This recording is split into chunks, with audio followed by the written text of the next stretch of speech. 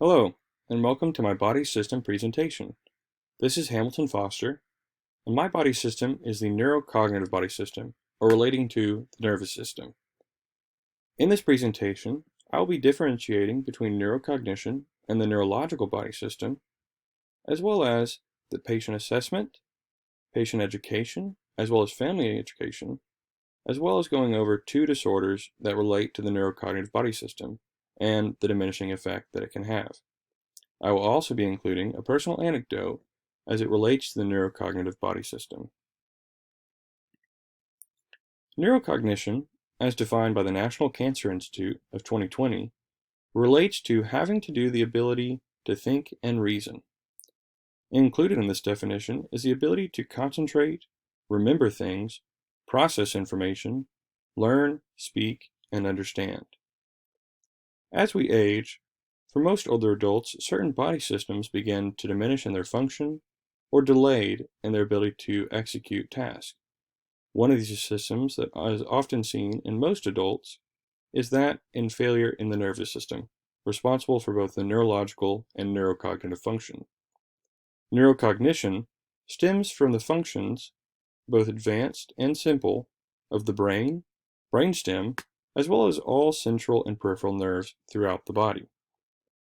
As we learn and grow, we can begin to experience certain things in our lives that help us form memories in order to make wise, healthy, and safe decisions.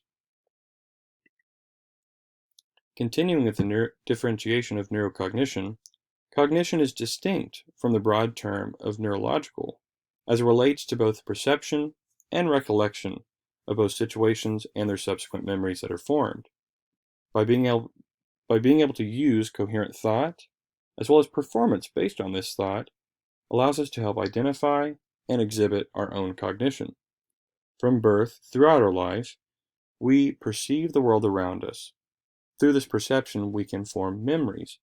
However, as we age, both the perception and recollection of these memories is often slowed, if not diminished, to the point of complete loss. Neurocognition assessment. As with any other nursing assessment, a baseline is extremely important. However, for the neurocognitive body system, the baseline assessment is what allows us to truly track, evaluate, assess, and manage a person's care plan. For neurocognition, this baseline can be established using memory screening tools or even the toolkit as provided by the Alzheimer's Association of 2020. For most assessments, beginning with the family, we are able to identify early on the diminished or delayed processes of neurocognitive abilities. Due to the limited access of the neural space, the nurse must utilize in-depth questions of the patient in order to help identify and obtain their information so that we may compare it to the baseline. It is important to remember to use simple yet specific questions to help highlight the person's memory, as well as identify the decision-making skills. By being able to identify these two things, we can also be able to establish the safety of a person's living and care. Continuing with the assessment, the nurse must use questions that focus on recollecting ideas and experiences, as these help the nurse to highlight both the absence or even the presence of impaired neural cognition. Due to the loss in recollection, the patient's family can often be utilized to help establish a more thorough health history, as well as assist in the assessment. We as nurses must be careful to remember that we must go to the patient first in order to identify this information, as they are often the best source for their both health history, medications, past surgeries, or other crucial information we may need. However, for patients with impaired neurocognition, utilizing the family is important, as the patient may not be able to recollect all of this information. Patient and family education. Patient and family education is crucial for patients as well with neurocognitive disabilities or disorders. For these patients and families, a huge change in both the care and well-being of their family members is often affected. This can cause great emotions that are not seen previously in both the patient and their families. The most sad part, or difficult, relates to the patient losing all of their connection through their memories to their loved ones, as well as nearly the ability to care for oneself. As all memories are stored the same way, all memories are susceptible to being diminished, or delayed, or lost forever. A loss of cognition or difficulty in recollecting information can become quite frustrating for the individual and may, in a quote from Houston Methodist of 2019, result in changes in behavior not previously seen in the patient, such as anger and confusion. Many emotions are often shared through any disorder, yet most frustrating, I feel, with neurocognitive. Continuing with patient education. Multiple aspects of the patient's care are crucial to maintaining the levels of neurocognitive abilities the patient currently experiences. With any neurocognitive disorder, the changes are often permanent and irreversible. So therefore, maintaining their current abilities is crucial to preserve the care and quality of life the patient currently experiences.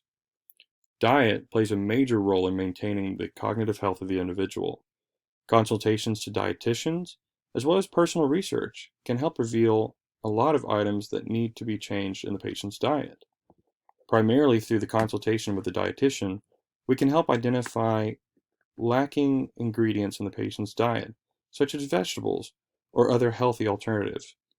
Other items can be identified that need to be removed, such as excess sugar and fats.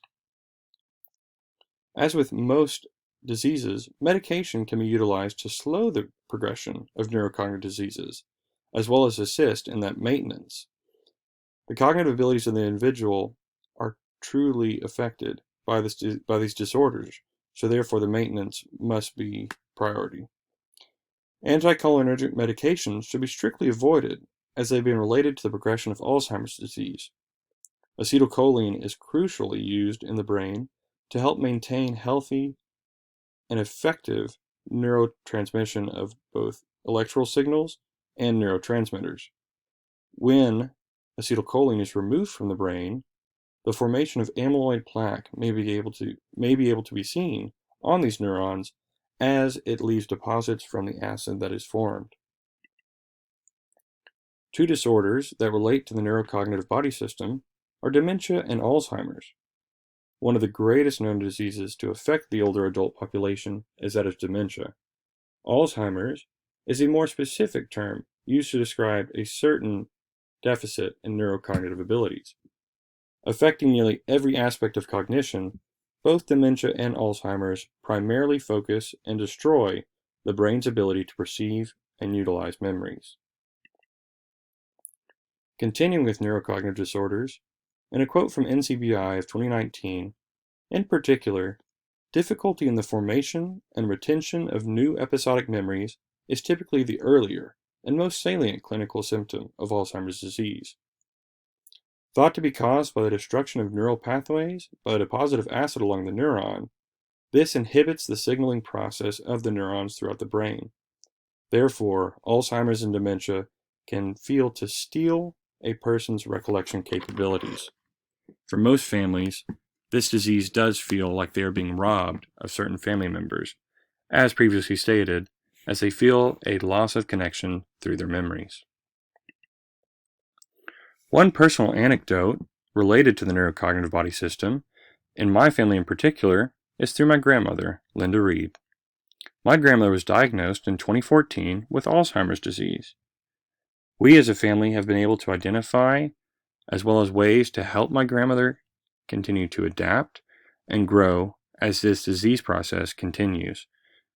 Where not every aspect is easy, we as a family have begun to learn the ways in which we can assist my grandmother maintain her quality of life, as well as achieve all aspects of care for her, including a major focus on her diet.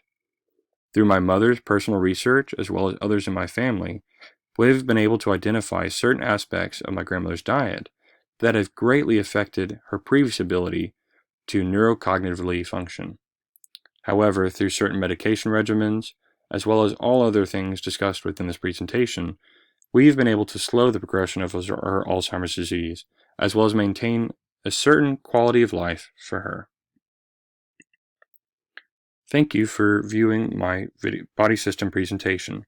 This has been Kane Foster, reviewing the neurocognitive body system.